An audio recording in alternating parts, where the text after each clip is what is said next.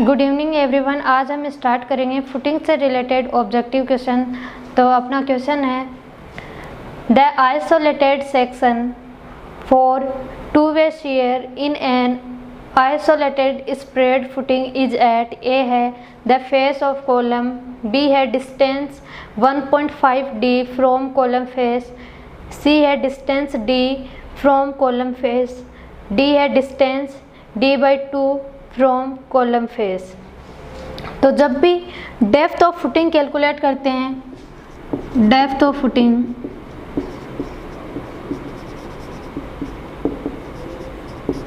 तो इसके लिए हम जो कंसीडर करते हैं वो है one way share, to way share,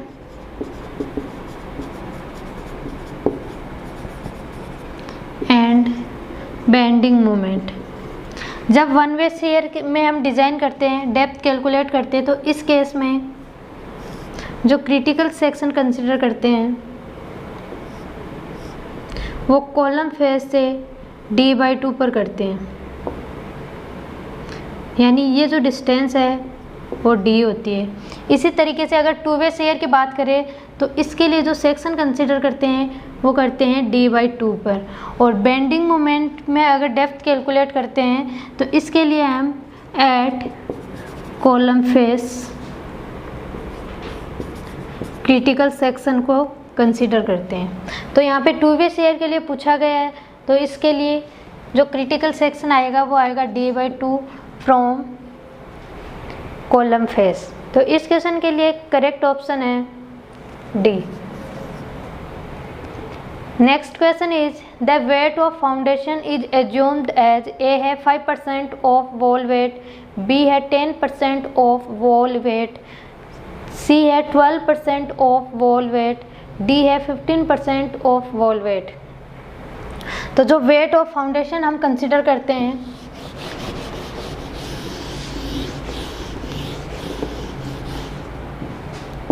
wait of foundation ये होता है 10% ऑफ column wait.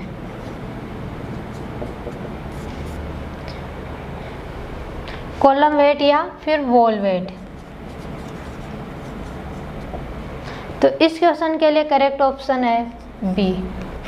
Next question is if width of foundation for two equal load column is restricted then shape of footing generally adopted is A है square, B है rectangular, C है trapezoidal, D है triangular. तो कोई भी column है उस पे इक्वल लोड आ रहे हो, इक्वल लोड, तो उस केस में फाउंडेशन की जो शेप होती है वो होती है रेक्टेंगुलर। और अनइक्वल लोड आ रहे हो, अनइक्वल लोड्स, इस केस में जो फुटिंग की शेप होती है वो होती है ट्रेपेजॉइडल। तो इस क्वेश्चन के लिए करेक्ट ऑप्शन रहेगा बी, रेक्टेंगुलर।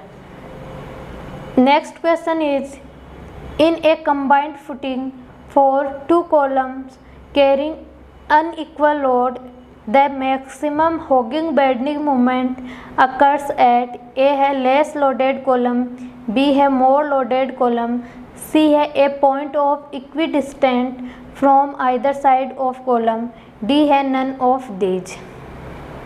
तो इस क्वेश्चन के लिए करेक्ट ऑप्शन रहेगा डी, नन ऑफ दीज। जो मैक्सिमम होगिंग बेंडिंग मोमेंट आता है वो दोनों कॉलम्स के बीच आएगा,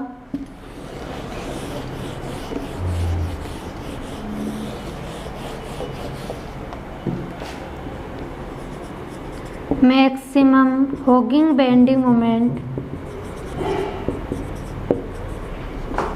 in between two columns and depends on magnitude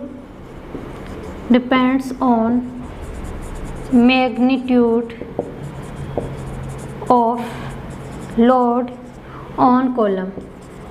column पे क्या लोड है उसके मैग्नीट्यूड पे डिपेंड करता है, और जो मैक्सिमम हॉगिंग बेंडिंग मोमेंट आएगा वो दोनों कॉलम्स के बीच में आएगा। तो इस क्वेश्चन के लिए करेक्ट ऑप्शन डी रहेगा, none of these.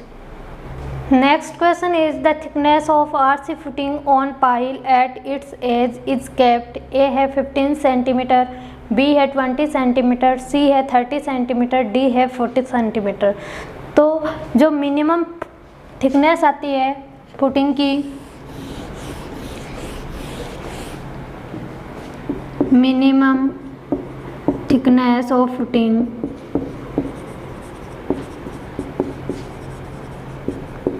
On soil, अगर सॉइल की बात की जाए तो मिनिमम थिकनेस आती है 150 mm और 15 centimetre. Minimum thickness of footing on pile, तो इस केस में जो मिनिमम थिकनेस आती है वो होती है 30 सेंटीमीटर और 300 mm। तो इस क्वेश्चन में जो करेक्ट ऑप्शन रहेगा वो है C, 30 centimetre. Next question is if bearing capacity of a soil is 10 ton square centimetre and projection of plain concrete footing from wall is a centimetre, then depth of footing is A है 0.0775 ए, B है 0.775 ए, सी है 0.775 under root ए, D है 0.775 ए square. तो depth of footing कैसे calculate करेंगे यहाँ पे, इसके लिए देखिए एक फॉर्मूला होता है।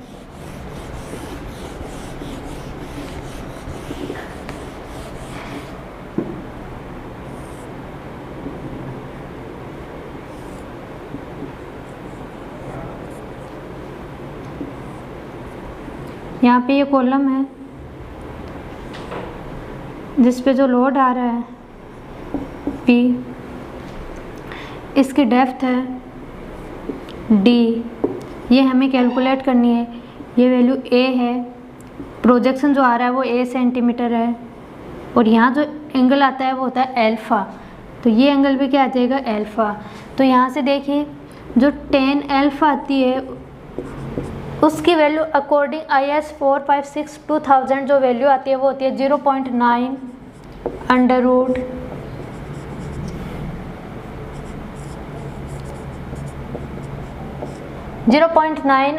100 P अपॉन FCK प्लस 1, ये tan अल्फ़ा की वैल्यू होती है।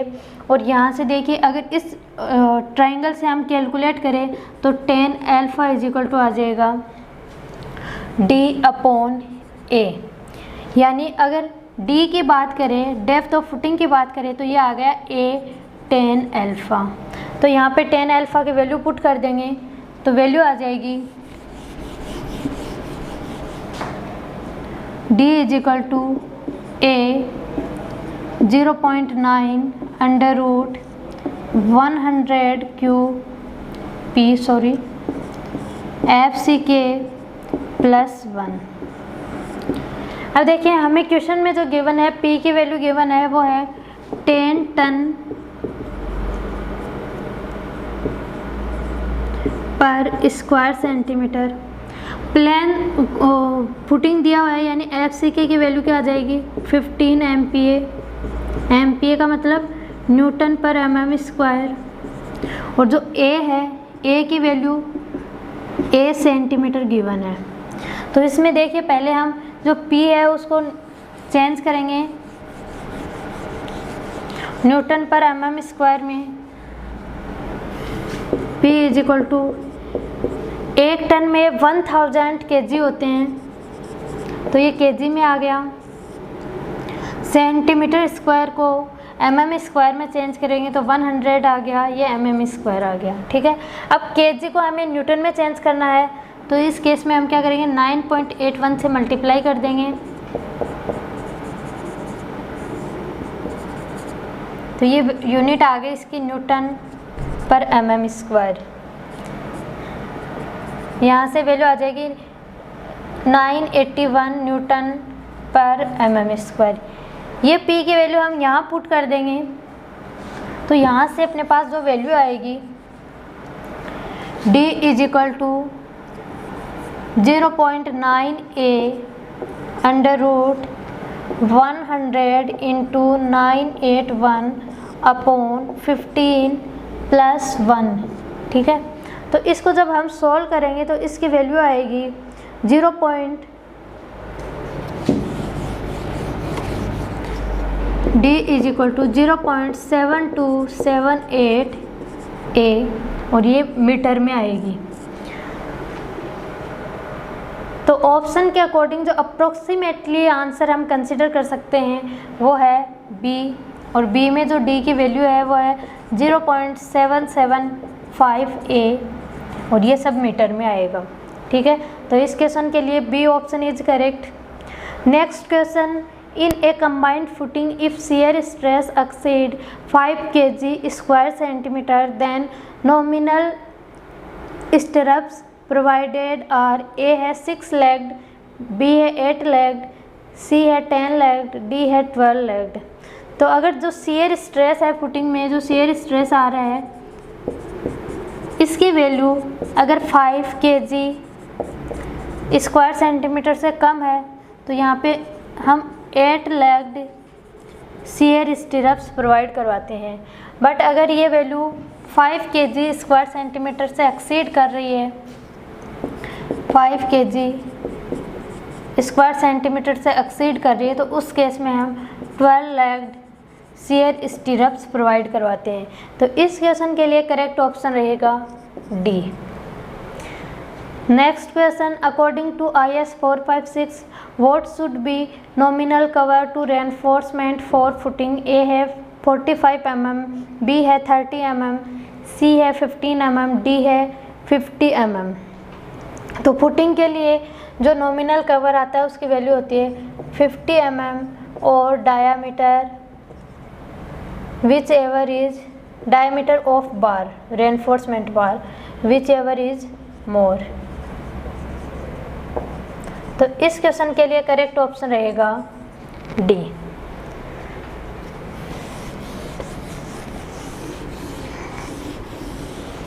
Next question is, if Q is punching shear resistance per unit area, A is side of square footing carrying a column of side B, then depth of footing is A है WA minus B upon 4A square BQ, B है WA square minus B square upon 4A square BQ, C है WA minus B upon 8A square BQ, D है none of these। तो इस question के लिए correct option रहेगा B।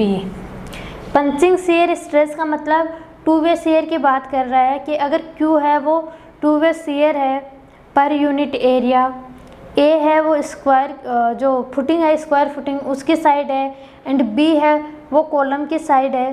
तो depth of footing पूछा गया है, तो इस केस में जो डेप्थ ऑफ फुटिंग आता है वो होता है WA square minus B square upon 4A square BQ। तो ये आपको फॉर्मूला ध्यान रखना है। Next question is, two bars are extended to the projection part of combined footing of two column L distance apart for a distance of A है 0.1 L from the outer edge of column, B है 0.1 L from the center edge of column, C है half the distance of projection, D है 1/4 the distance of projection। तो देखिए कोई footing है,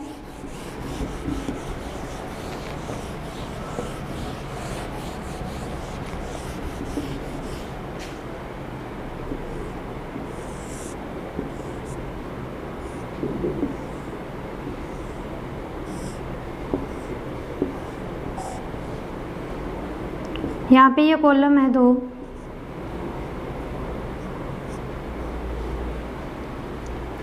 ठीक है। तो यहाँ जो टॉप पे बार प्रोवाइड करवाते हैं उसका पूछा गया है कि इस प्रोजेक्शन में यानी इसमें कितनी डिस्टेंस तक हम ये बार प्रोवाइड करवाते हैं। तो इसकी वैल्यू होती है यहाँ से जो कॉलम का आउटर एज है उससे होता है 0.1 L डिस्टेंस, ठीक है। तो यानी L/10 डिस्टेंस के लिए हम प्रोवाइड करवाते हैं। और ये L क्या है, इन दोनों कॉलम्स के बीच की जो डिस्टेंस है उसको L से डिनोट किया गया है। तो जो रेनफोर्समेंट बार है वो L/10 डिस्टेंस तक हम जो प्रोजेक्टेड पार्ट है उसमें एक्सटेंड करते हैं। तो इस क्वेश्चन के लिए करेक्ट ऑप्शन रहेगा A, 0.1 L from the outer edge of column. ये ध्यान रखना है, ये जो कॉलम है इसके आउटर एज से ये मेजर करते हैं, ना कि सेंटर से मेजर की जाती है।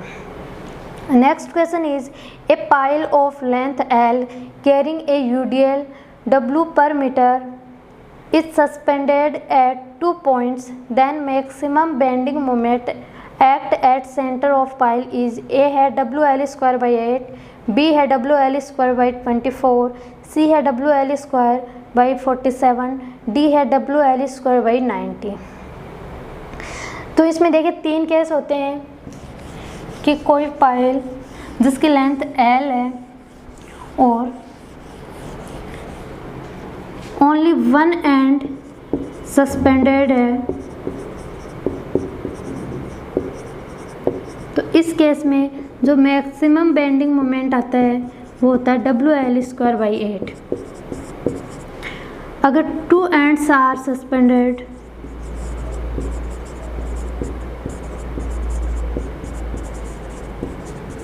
तो इस केस में जो मैक्सिमम बेंडिंग मोमेंट आता है उसकी वैल्यू होती है WL²/47।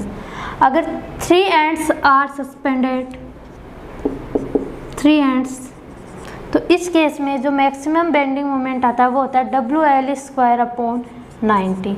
तो ये तीनों आपको ध्यान रखना है। अगर 1 एंड सस्पेंडेड है तो WL²/8, 2 एंड सस्पेंडेड है तो WL²/47, और अगर 3 एंड्स आर सस्पेंडेड है तब मैक्सिमम बेंडिंग मोमेंट आता है, उसकी वैल्यू होती है WL²/90। तो अभी 2 एंड्स के लिए पूछा गया कि 2 एंड्स सस्पेंडेड है तो उस केस में बेंडिंग मोमेंट क्या आएगा, तो इसकी वैल्यू होगी WL²/47। तो इस क्वेश्चन के लिए करेक्ट ऑप्शन रहेगा C। Next question is when RCC footing is not to extend in the plot of the neighboring house, then type of footing is A है secular flat footing, B है inverted flat footing, C है strap footing, D है both A and B। तो इस question के लिए correct option रहेगा C, strap footing. और स्ट्रैप फुटिंग क्या होती है वो देखते हैं हम।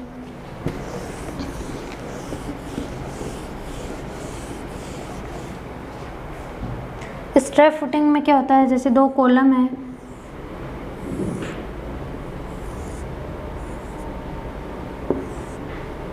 इस तरीके से, तो इनके बीच में एक बीम लगी होती है, ठीक है, और इसको हम बोलते हैं strap footing. Next question, bottom bars under the column are extended into the interior of footing slab to a distance greater than. A है 42D from the centre of column, B है 42D from inner edge of the column, C है 42D from outer edge of the column, D है 24D from the centre of column. तो इस question के लिए भी correct option रहेगा C, 42D from outer edge of the column.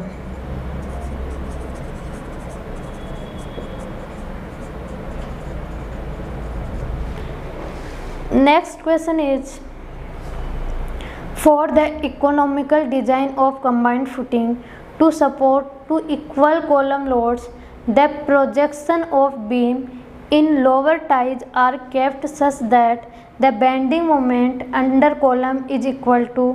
A है bending moment at center of beam, B है half the bending moment at center of beam, C है twice the bending moment at centre of beam, D है none of this. तो इस question के लिए correct option रहेगा A, bending moment at centre of beam.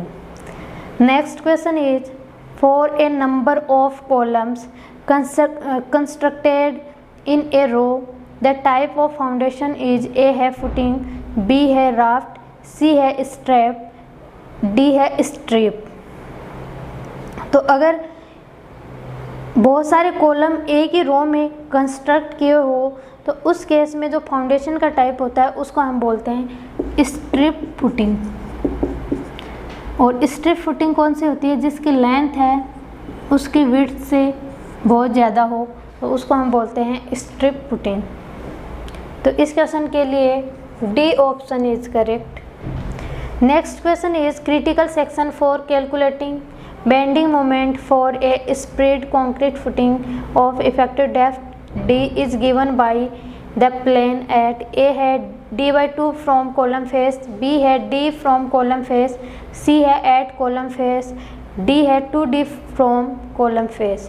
तो अगर bending moment हम कैलकुलेट कर रहे हैं, बेंडिंग मोमेंट हम क्यों कैलकुलेट करते हैं? क्योंकि यहाँ से हम डेप्थ ऑफ फुटिंग को कैलकुलेट करते हैं।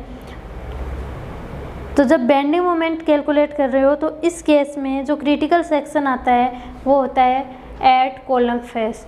वन वे के लिए D फ्रॉम कॉलम फेस, टू वे के लिए D/2 from column face and bending moment के लिए एट कॉलम फेस। तो इस क्वेश्चन के लिए सी ऑप्शन करेक्ट है। Next question is in P kg square metre is the upward pressure on the slab of a plain concrete footing whose projection on either side of wall is a centimeter, then depth of foundation is A है 0.00775 A under root P, B है 0.0775 A under root P, C है 0.775 under root A P, D है 0.000775 AP। तो इस question के लिए देखिए depth of footing पूछा गया है, सेम ऐसा क्वेश्चन हम सॉल्व कर चुके हैं, बट इसमें क्या है, उसमें P की वैल्यू गिवन थी और इसमें डायरेक्ट हमें P की जगह P ही पुट करना है। वैल्यू क्या आ रही थी D की? A tan अल्फ़ा, D की वैल्यू आ रही थी वो थी A tan अल्फ़ा, और tan अल्फ़ा की जो वैल्यू थी वो less than equal 0.9 100 P/FC/K plus A। तो यहाँ से हम वैल्यू पुट कर देंगे तो A into 0.9 under root 100 P/FC/K plus 1। यहाँ पे देखिए P है, P की वैल्यू हमें गिवन है वो है P kg पर मीटर स्क्वायर। FC/K है तो FC/K प्लेन कंक्रीट फुटिंग की बात की गई है, तो प्लेन कंक्रीट फुटिंग के लिए FC/K की वैल्यू क्या आ जाएगी? M15 कंक्रीट ग्रेड यूज़ करेंगे तो FC/K आ जाएगा यहाँ से 15 MPa यानी न्यूटन पर mm²। तो इसको हम चेंज करेंगे न्यूटन पर mm² में। तो देखिए kg को न्यूटन में चेंज करने के लिए 9.81 से हम मल्टीप्लाई करेंगे इंटू P, और मीटर स्क्वायर को mm² में चेंज करने के लिए 10⁻³ इंटू 10⁻³। ये P की वैल्यू हम इस फॉर्मूले में पुट कर देंगे। तो यहाँ से D इक्वल टू आ जाएगा 0.9 A under root 100 plus 9.81 P upon 10⁻⁶ into 15 plus 1। ठीक है, ये वैल्यू आ जाएगी। इसको हम फर्दर सॉल्व करेंगे तो यहाँ से वैल्यू आएगी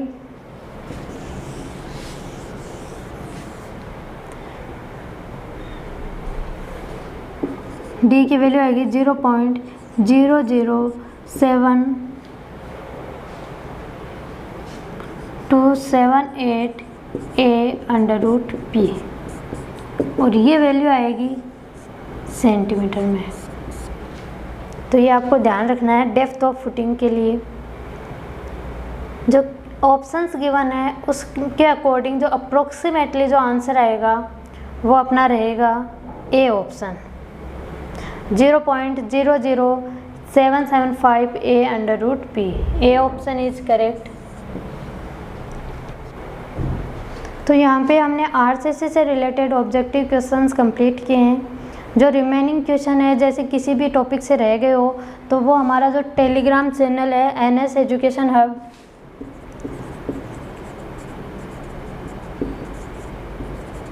उसमें एज क्विज हम सॉल्व करेंगे, तो आप हमारे टेलीग्राम चैनल को भी ज्वाइन कर सकते हो। इसके बाद में जो नेक्स्ट हम सब्जेक्ट स्टार्ट करेंगे वो है सॉइल मैकेनिक्स। तो नेक्स्ट लेक्चर से हम पढ़ेंगे सॉइल मैकेनिक्स।